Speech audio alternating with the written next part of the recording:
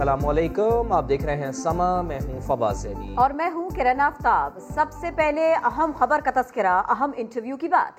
पाक फौज के तर्जुमान मेजर जनरल बाबर इफ्तिखार का ग्लोबल विलेज स्पेस को बड़ा इंटरव्यू।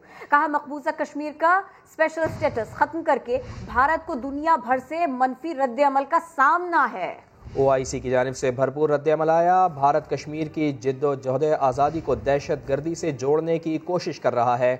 बाबर इफ्तिखार ने यह भी कहा कि पाकिस्तान को 5th जनरेशन वॉर का सामना है। तर्जुमान दफ्तर खारजा जाहिद हफीज चौधरी का कहना है कि OIC ने मसला कश्मीर को पूरी उम्मा का मामला करार दिया। भारत की OIC करारदाद पर तनकीद भी मुस्तरद कर दी। बोले भारत के दहशत गर्दी में मुलविस होने के सबूत दुनिया के सामने ला चुके हैं। इस्लामाबाद से देखिए जहीर अली की रिपोर्ट।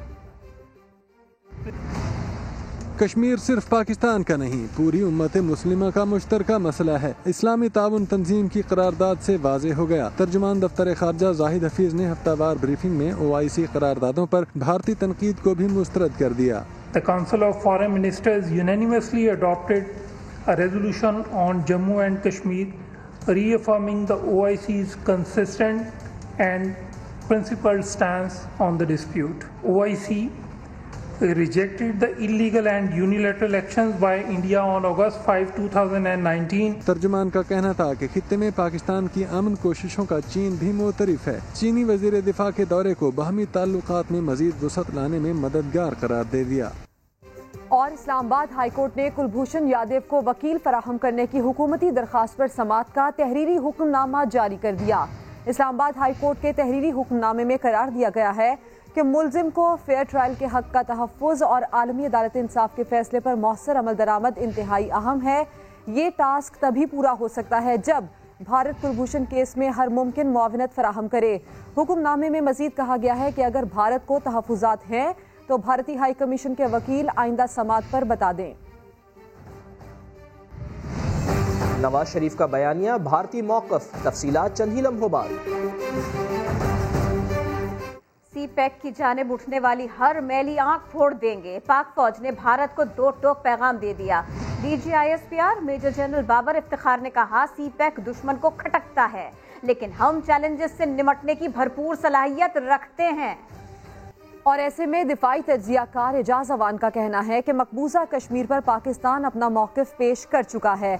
अब आलमी कुव्वतों को भारत के खिलाफ कार्रवाई करनी चाहिए। हारिस नवाज बोले CPEC को मुकम्मल होने से कोई नहीं रोक सकता। पाक फौज के तर्जुमान मेजर जनरल बाबर इफ्तिखार का अहम interview. दिफाई तज्जियाकार brigadier retired Ejaz Awan ने समा से गुफ्तगू में कहा, वक्त आ गया है कि आलमी कुव्वतें भारत के खिलाफ कार्रवाई करें। जो इंफॉर्मेशन हमने दुनिया के सामने रखी है, देखना यह है कि दुनिया हिंदुस्तान के खिलाफ क्या तादीबी कार्रवाई करती है। ब्रिगेडियर रिटायर्ड हारिस नवाज ने कहा CPEC को सबूताज करने की भारतीय कोशिशें नाकाम होंगी।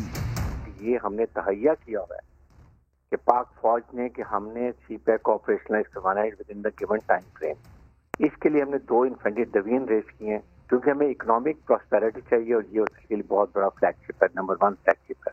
दिफाई तज्जियाकारों का कहना था भारत का दुनिया भर में मुंह काला हो चुका, मोदी सरकार को कश्मीर के मामले पर भी नाकामी ही होगी। नवाज शरीफ का इस्टेब्लिशमेंट के खिलाफ बयानिया नरेंद्र मोदी की ज़बान है। पाकिस्तानियों की अक्सरियत ने नवाज शरीफ के बयानिए को मुस्तरद कर दिया है। पल्स कंसल्टेंट के सर्वे के मुताबिक 51% पाकिस्तानियों ने नवाज शरीफ की इस्टेब्लिशमेंट पर तनकीद को भारतीय मौक़िफ़ करार दिया है। 23% अफराद इसे सियासी बयान समझते हैं। 44% अफराद के मुताबिक मुस्लिम लीग नून के टुकड़े टुकड़े हो सकते हैं, जबकि 32% के ख्याल में ऐसा नहीं होगा। सर्वे में 45% अफराद ने यह राय भी दी है कि PDM जलसों से हुकूमत को कोई परेशानी नहीं, जबकि 35% अफराद के ख्याल में अपोजिशन इत्तेहाद से हुकूमत को मुश्किलात पेश आ सकती हैं।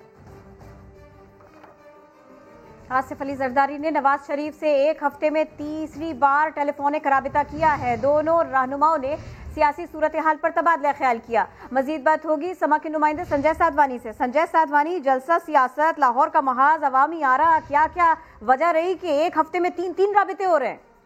جی بالکل، پرانے حریفوں میں اب قربتیں بڑھ رہی ہیں۔ سابق صدر آصف علی زرداری اور نواز شریف میں ایک ہفتے کے دوران یہ تیسرا ٹیلی فونک رابطہ ہوا ہے۔ دونوں رہنماؤں کے درمیان ملک کی موجودہ سیاسی صورتحال پر گفتگو کی گئی ہے۔ دونوں رہنماؤں کے درمیان پی ڈی ایم کا جو آئندہ علائی عمل ہے اس پر گفتگو کی ہے۔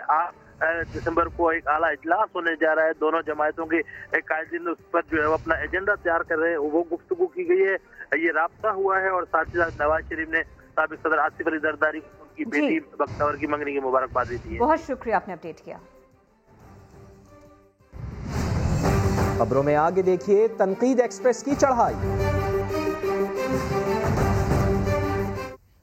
لیگی رہنما شہباز شریف اور حمزہ شہباز کی پرول پر رہائی کی مدت مکمل ہونے کے بعد دونوں کو جیل منتقل کر دیا گیا۔ کوٹ لکھپت جیل کے باہر کارکنوں نے نعرے لگا کر قائدین سے اظہار یکجہتی کیا۔ ریاض احمد کی رپورٹ دیکھیے۔ شہباز شریف اور حمزہ شہباز کی جیل واپسی، جوڈیشل پولیس ماڈل ٹاؤن پہنچی، دستاویزی کارروائی کی اور دونوں ملزمان کو لے کر روانہ ہو گئی۔ شہباز شریف اور حمزہ شہباز کو الگ الگ گاڑیوں میں جیل لے جایا گیا۔ جیل کے باہر کارکن بھی اکٹھے ہوئے اور نعرے لگا کر رہنماؤں کے ساتھ اظہار یکجہتی کیا۔ نون لیگ کی ترجمان مریم اورنگزیب کا کہنا ہے پرول پر رہا کر کے حکومت نے کوئی احسان نہیں کیا۔ ان لوگوں نے شفافیت کی اعلیٰ مثال قائم کی اور خبر آنے کے 6 دن تک شہباز شریف اور حمزہ شہباز صاحب کو جیل میں رکھا گیا۔ دونوں ملزمان کو 27 نومبر کو 5 روز کے لیے رہا کیا گیا تھا۔ بعد میں حکومت نے رہائی میں 1 دن کی توسیع کر دی تھی۔ رپورٹر عارف ملک اور کیمرہ ٹیم کے ساتھ ریاض احمد، سما، لاہور۔ پاک فوج کے خلاف بیانیہ رکھنے والوں کو دانتوں سے گرہیں کھولنا ہوں گی، جو جیسا کرے گا حکومت اس سے ویسے ہی نمٹے گی۔ وفاقی وزیر شیخ رشید پھر اپوزیشن کے خلاف فرنٹ فٹ پر آ گئے ہیں، کہا غلط فہمی دور کر لیں، جلسوں سے حکومت ہرگز نہیں جائے گی۔ ستم کرو گے ستم کریں گے، وفا کرو گے وفا کریں گے، جفا کرو گے جفا کریں گے۔ ہم آدمی ہیں آپ جیسے، جو تم کرو گے وہ ہم کریں گے۔ آپ نے جو بیانیہ پاک فوج کے خلاف استعمال کیا ہے، آپ دانتوں کے ساتھ یہ گانٹیں کھولیں گے، کچھ نہیں ملنے جا رہا آپ کو۔ آپ کی سیاست ختم ہونے جا رہی ہے۔ ان کو پچھتاوا ہوگا، یہ اپنے پاؤں پہ کلاڑی مار چکے ہیں۔ اللہ کو پتا ہے کہ لندن کی سیاست سے کیا نتیجہ نکلے گا۔ جلسے کی گیدرنگ کی کیا ضرورت ہے؟ اگر اکیلے بھی یہ اپنا خطاب کریں تو یہ 30 کیمرے ان کو ہر شہر میں اویلیبل ہیں۔ قوم خود فیصلہ کر لے کورونا کی سیاسی خودکشی میں جانا ہے یا ٹی وی پہ بیٹھ کے ان کے ارشادات سننے۔ اگر کسی شخص کو یہ غلط فہمی ہے ان جلسوں سے یا کوئی اگلے اقدامات سے عمران خان کو اتارنے جا رہی ہے، تو یہ خیال استو محال استو جنو۔ لیگی رہنما خواجہ سعد رفیق نے حکومت کو وارننگ دے دی، کہا لاہوریوں کو رکاوٹیں ہٹانا آتی ہیں، بہتر ہوگا 13 دسمبر کو پی ڈی ایم کے جلسے میں رکاوٹ نہ ڈالی جائے۔ جبکہ احسن اقبال بولے جو حکومت پرویز مشرف کو واپس نہ لا سکی اسے نواز شریف کو مفرور کہنے کا کوئی حق نہیں۔ حکومت کے گھر جانے کا وقت آن پہنچا، لاہور کا جلسہ اس سلسلے میں اہم قدم ہوگا، لیگی رہنما سعد رفیق کی حکومت کو تڑیاں۔ اب ٹائم ہے سامنا کرنے کا۔ ایک فقید المثال اجتماع 13 دسمبر کو لاہور میں ہوگا، انشاءاللہ تعالی سامنا ہوگا۔ حکومت کے اپنے حق میں بہتر ہے اگر وہ رکاوٹیں کھڑی نہ کریں۔ اگر وہ رکاوٹیں کھڑی کریں گے تو لاہوری ان رکاوٹوں کو ہٹا دیں گے۔ لاہور کے لوگوں کو رکاوٹیں ہٹانی آتی ہیں۔ احسن اقبال نے کہا جو حکومت مشرف کو واپس نہ لا سکے اسے نواز شریف کو مفرور کہنے کا کوئی حق نہیں۔ لندن میں اپنا علاج کرا رہے ہیں تو وہ عدالت کے فیصلے کی روشنی میں ہی علاج کرا رہے ہیں، اور اگر اب انہیں حکومت مفرور قرار دینے کی کارروائی کرتی ہے تو میں اسے کہوں گا کہ پہلے وہ جنرل مشرف کو واپس لا کر دکھائے۔ لیگی رہنماؤں کا کہنا تھا کہ 2.25 سال حکومت کو برداشت کیا، اب ڈٹ کر مقابلہ ہوگا۔ اسحاق ڈار کی مشکلات اور بھی بڑھ گئیں۔ منی لانڈرنگ کے الزامات پر سابق وزیر خزانہ کے خلاف چیئرمین نیب نے نئی انکوائری کی منظوری دے دی۔ چیئرمین نیب کی زیر صدارت ایگزیکٹو بورڈ اجلاس میں 2 نئے ریفرنس 7 انکوائریاں اور 3 انویسٹیگیشنز منظور کی گئیں۔ اسحاق ڈار کے علاوہ گلگت بلتستان کے سابق وزیر اعلیٰ مہدی شاہ وزارت مذہبی امور کے افسران کی بھی فائلیں کھولیں گی۔ سی ای او زرعی ترقیاتی بینک طلعت محمود کے خلاف 2 انویسٹیگیشنز کی منظوری دی گئی ہے۔ خبروں میں آگے دکھائیں گے جعلی فروخ حبیب کی کہانی۔ وزیر برائے مواصلات مراد سعید کہتے ہیں کہ نواز شریف اب تو سرٹیفائیڈ اشتہاری بھی ہو گئے ہیں، پی ڈی ایم 100-200 جلسے مزید کر لے این آر او تب بھی نہیں ملے گا۔ مراد سعید سما کے نمائندہ خصوصی عباس شبیر کو انٹرویو دے رہے تھے۔ یہ مسترد شدہ ٹولہ ہے، کچھ نہیں ہوتا اس سے، جتنے بھی جلسے کرے 150-200 اور کرے، لیکن این آر او تو ان کو ملنا نہیں ہے۔ یہ جلسے نہیں ہے، کرونا پھیلاؤ مہم ہے، ہماری اتحادی بھی ساتھ ہے۔ اگر فیٹ اپ کی لیجسلیشن ہو، آپ کے بجٹ کے موقع پہ ہو، چھوٹی موٹی چیزیں تو چلتی رہتی ہے، الحمدللہ چیزیں ٹھیک چل رہی ہے۔ ساگڈار نے جو انٹرویو دیا اور جو شرمندگی کا اس کو سامنا کرنا پڑا، اس کے بعد بھی یہ لوگ ہم سے سوال کرتے ہیں، کیا یہ لوگوں کو غلام سمجھتے ہیں؟ کیا یہ 2 خاندان ہیں جو حق حکمرانی رکھتے ہیں؟ سرٹیفائیڈ چور پہلے سے تھا، سرٹیفائیڈ جھوٹا بھی تھا، سرٹیفائیڈ اشتہاری بھی بن گیا۔ ہم اس کی بھرپور کوشش کریں اور ہم اس کو لے کے آئیں۔ سیاست کا اس وقت وہ 12واں کھلاڑی ہے، اور جن کا پریزیڈنٹ ہی ریجیکٹڈ ہو تو اس کے بارے میں کیا بات کرنا؟ وہ تو بالکل بوکلاٹ کا شکار ہے، کیونکہ 22 نمبر بنگلہ چاہیے تھا، جب سے وہ نہیں ہے تو اسمبلی میں بیٹھا ہوا ہے، لیکن وہ اسمبلی حرام ہے، خود نہیں ہے میدان میں، تو کہتا ہے کہ اگر میں نہیں کہہ سکتا تو کوئی اور بھی نہیں کہے گا۔ سوشل میڈیا پر جعلی ایم این اے بن کر لوگوں کو نوکریوں کا جھانسا دینے والا بالآخر شکنجے میں آیا۔ ملزم نے پی ٹی آئی رکن قومی اسمبلی فروخ حبیب کے نام سے آئی ڈی بنائی تھی اور شہریوں سے لاکھوں روپے بٹورے۔ فیصل آباد سے رپورٹ کر رہی ہیں شاہین شہزادی۔ فیصل آباد ایف آئی اے کی بڑی کارروائی، جعلی ایم این اے فروخ حبیب پکڑا گیا۔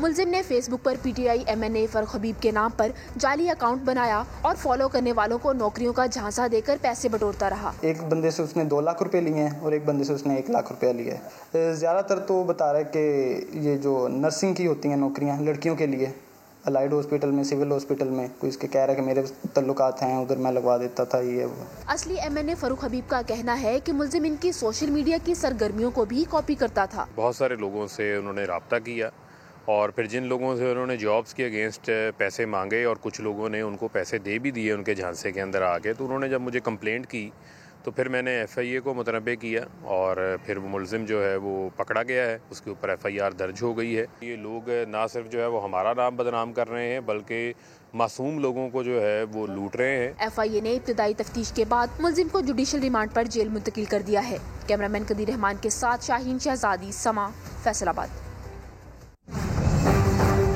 بے حسی یا انسانیت کا جنازہ، تفصیلات کچھ دیر بعد۔ حکومت نے جمعے کو ملک بھر میں یوم دعا منانے کا اعلان کر دیا ہے۔ صدر مملکت ڈاکٹر عارف علوی کہتے ہیں کہ مساجد سے لوگوں کو ایس او پیز پر عمل کرنے کی ہدایات دی جائیں گی۔ کورونا سے لڑنا نہیں، بچنا ہے۔ ممبر و محراب سے حکومت کو پھر امید۔ صدر مملکت عارف علوی کہتے ہیں علماء کے کہنے سے لوگ بازاروں میں بھی احتیاط کریں گے۔ جو ایس او پیز آپ نے 17 اپریل کو طے کی تھی مساجد کے حوالے سے، ان کا سارے علماء نے دوبارہ اعادہ کیا ہے۔ گورنرز کے ساتھ کانفرنس میں علماء نے سیاستدانوں سے متفقہ اپیل بھی کی۔ علماء نے اس بات پر پورا اتفاق کیا، سب نے یہ بات کہی کہ سیاستدانوں کے درمیان بھی اس پر اتفاق ہونا چاہیے، کیونکہ یہ نہیں ہو سکتا کہ علماء بھی احتیاط کی تجاویز دے رہے ہوں اپنے مساجد سے اور سیاست کے اندر جلسے جلوس اسی انداز سے چلتے رہیں۔ عارف علوی کہتے ہیں عوام عبادات کرتے رہیں لیکن احتیاط بھی کریں اور ساتھ ساتھ غریبوں کا خیال بھی کریں، اس طرح ہم ایک بار پھر وائرس کا پھیلاؤ روکنے میں کامیاب ہو جائیں گے۔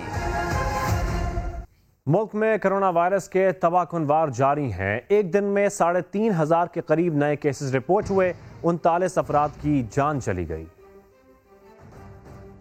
معاون خصوصی شہباز گل نے دعویٰ کیا کہ پشاور اور ملتان میں اپوزیشن کے جلسوں کے بعد کورونا کی شرح بڑھی 19% ہو گئی۔ انہوں نے سما کے پروگرام ندیم ملک لائیو میں چارٹ بھی دکھایا۔ یہ ذرا آپ دیکھ لیجئے، یہ جب پشاور کا جلسہ ہوا ہے اس سے پہلے کے نمبرز اگر آپ سکرین پہ دکھا سکیں، اور یہ وہ نمبرز ہیں جو روز ایشو ہوتے ہیں، اور یہ پچھلے آپ کو پتا ہے کہ مارچ سے یہ ایشو ہو رہے ہیں، ہیلتھ ڈیٹا ایشو کر رہا ہے، اور ہماری رپورٹ آپ کے خیال میں کتنا جلسوں کے بعد اضافہ ہوا؟ یہ آپ کے سامنے سرج ہے اس کی کہ جو 3% پہ پازیٹیوٹی ریشو تھی 4% 3% وہ بڑھ کے پشاور میں تو اس میں بہت ہی بڑھوتری آئی ہے. ملتان کا کیونکہ ابھی ہو کے ہٹا ہے تو ڈیٹا تھوڑے دنوں میں ڈپیکٹ کرے گا. پشاور میں تو یہ 19 سے 20% پہ چلی گئی اس کی پازیٹیوٹی. اور آپ کو بتائیں کرونا کے خوف میں سرکاری اسپتالوں نے کمائی کے راستے ڈھونڈ لیے. کرونا کے مریضوں کی جان بچانے والے انجیکشن لیاری جنرل اسپتال سے غائب ہو گئے. مریضوں کو اپنے پیاروں کی زندگی بچانا ہے تو انجیکشن باہر سے ہی لانے ہوں گے. مدثر نذیر کی رپورٹ میں دیکھیے. بے حسی کہیں یا انسانیت کا جنازہ، سندھ حکومت کی جانب سے سرکاری اسپتالوں کو اینٹی وائرل اور قوت مدافعت بڑھانے والے انجیکشن فراہم کیے جاتے ہیں، لیکن لیاری جنرل اسپتال سے کرونا کے مریضوں کی جان بچانے والے یہ انجیکشنز ہی غائب ہو گئے. مریض باہر سے تقریباً 80,000 روپے کے انجیکشنز خریدنے پر مجبور ہیں. انجیکشن کس سے خریدنا ہے یہ اسپتال انتظامیہ ہی بتاتی ہے. 2 انجیکشن ہیں جن میں سے ریمیڈیزیور ہم نے مارکیٹ سے پتہ کیا، جو انہوں نے کانٹیکٹ نمبر دیا تھا، تو وہ ایک انجیکشن 8,000 کا ہے. تو اگر 9 انجیکشن ہم لیتے ہیں تو وہ 72,000 کے ہوتے ہیں. درجنوں ایسے مریض ہیں جنہوں نے انجیکشنز باہر سے ہزاروں روپے کے خریدے. اسپتال کے ایم ایس کہتے ہیں ورلڈ ہیلتھ آرگنائزیشن نے انجیکشن لگانے سے منع کیا ہے. جتنی بھی میڈیسنس ہیں ہمارے جو مریض داخل ہیں 100% الحمدللہ میڈیسن دے رہے ہیں، اور اس میں ہمیں ساری وہ میڈیسن ظاہر ہیلتھ ڈپارٹمنٹ ہی دیتا ہے. ہم کو خود انہی کا بجٹ ہے ایلوکیٹ کیا ہوا ہے جس میں ہم دے رہے ہیں. ایک آدھ جو میڈیسن تھی اینٹی وائرل ریمیڈیزیور، اس کے لیے WHO نے ریکمنڈیشن دی ہے جس کا کوئی رول نہیں ہے. ایم ایس نے تو صاف کہہ دیا انجیکشن وہ لگاتے ہی نہیں، مگر اسپتال کی خاتون پروفیسر کہتی ہیں کہ مریضوں کو اسپتال میں ہی انجیکشن لگائے جاتے ہیں اور انجیکشن کی سمری ایم ایس کو بھی بھیجی جاتی ہے. ڈاکٹر زبیر صاحب کہہ رہے ہیں، ایم ایس صاحب وہ یہ کہتے ہیں کہ یہ WHO اب ان انجیکشن کو ریکمینڈ نہیں کر رہا. ہمارے پاس دیگر جو ہے نا اینٹی وائرل وہ موجود ہیں، وہ لگاتے ہیں، اور یہ 2 جو اسپیسیفک ہیں. دیکھیں میں as a clinician as a professor ہمیں جس چیز کی جو ضرورت پڑے گی ہم وہ پیشنٹ کو لگائیں گے. ہر مریض ہمارے لیے امپورٹنٹ ہے. سیکرٹری صاحب از نائس انف، انہوں نے مجھے کل بھی کہا ہے کہ ایم ایس کو بولو کہ یہ آپ ڈیمانڈ بھیجیے، ہم جو کر سکتے ہیں ہم کریں گے. سما انجیکشن کہانی سامنے لایا تو پی پی کے صوبائی وزیر تیمور تالپور نے تحقیقات کی یقین دہانی کرا دی. اگر لیاری ہسپتال میں ایسا کوئی سلسلہ جاری ہے جس میں مریضوں سے پیسے لیے جا رہے ہیں تو this is totally wrong and you will see that action will be initiated after a very quick inquiry on this. سرکاری اسپتال سے اہم انجیکشن کہاں گئے، کون لے گیا، اس کا ذمہ دار کون ہے، جواب کون دے گا؟ سوالات جنم لے رہے ہیں. کیمرامین عاطف قریشی کے ساتھ مدثر نذیر، سما، کراچی. اور کراچی میں رہائشی عمارت میں زوردار گیس دھماکہ ہوا، ایک بچے کی جان چلی گئی، والدین سمیت 6 افراد زخمی ہوئے. شاہنواز علی قادری کی رپورٹ. گیس کی قلت، سلنڈر کا استعمال اور شہریوں کی بے احتیاطی بڑا نقصان کر گئی. نیو کراچی 5D میں ایک گھر میں زوردار دھماکے نے سارا نقشہ ہی بدل دیا. سارا دن گیس آتی نہیں، گھر والوں سے سوئچ کھلا رہ گیا. رات کو گیس آئی تو پورے گھر میں پھیل گئی. مالک مکان نے صبح اٹھ کر سگریٹ کیا جلائی، پورا آشیانہ ہی جل گیا. اس علاقے کے اندر گیس کا جو پریشر ہے وہ بہت کم ہے، گیس کم آ رہی تھی تو رات میں انہوں نے کیا کیا کہ وہ گیس کا جو ریگولر گیس ہے اس کا پائپ نکال کے سلنڈر میں لگا لیا، اور وہ پائپ جو ہے رات بھر جو ہے وہ کھلا رہ گیا. وہ جو پائپ کھلا ہوا تھا رات بھر ہلکی ہلکی گیس جو ہے گھر میں بڑھتی چلی گئی، اور صبح کے ٹائم جیسے ہی جو مالک مکان ہے انہوں نے سگریٹ جلائی ہے اور دھماکے سے جو ہے وہ دیواریں وغیرہ گھر کی جو ہے وہ گر گئی ہیں. سما نے 1 روز پہلے نیو کراچی میں گیس بحران کی خبر دی تھی، اگلے دن اتنا بڑا حادثہ ہو گیا. 6 افراد تھے، ایک بچہ جہاں بھاگ گیا جس کے اندر انتقال ہو گیا، اس کا فصیح وہ مظہر نام ہے اس بچے کا، وہ باقی جو ان کے امی ابو ہیں وہ ہسپتال میں. دھماکہ اتنا زوردار تھا کہ گھر کا ایک حصہ گر گیا. واقعے کے بعد عمارت کو خالی کرا لیا گیا ہے. کیمرامین کامران الدین کے ساتھ شاہنواز علی قادری، سما، کراچی. ذوالفقار علی بھٹو کے پوتے ذوالفقار جونیئر، انہوں نے سیاست میں اچانک انٹری دے دی.